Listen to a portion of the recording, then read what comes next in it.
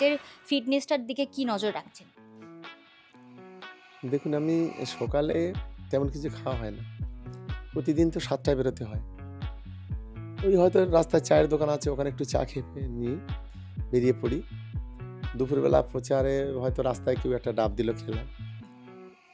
তারপরে যদি কখনো খাওয়া দুপুরে হয়, কখনো হয় না। কর্মীরা যদি খাওয়া তাহলে হয়। সারাদিন প্রচার সেরে আবার সেই রাত ধরো ১১টা ১২টায় বাড়ি যায়, তখনই খাই। মানে খাওয়াটা খুব সিম্পল, অল্প করে খাই। মানে ডায়েট মেইনটেইন কিছু করছেন না এখন? ডায়েট না, এটা নরমালিভাবে, এটা আমার বরাবরই, শুধু আজকে নয়। এরা আমার রাজনৈতিক জীবনের ১ম দিন থেকে, আমি যখন খেলাধুলাও করতাম, আমি খুব ভালো ফুটবল খেলতাম, তখনও পড়ে থাকতাম মাঠে। যেখান থেকে রাজনীতি করেছি সেখান থেকেও ধরুন এই মাঠেও পড়ে আছি। এবারে ভাই ভোটের লড়াই এই এখানেই দেখবো।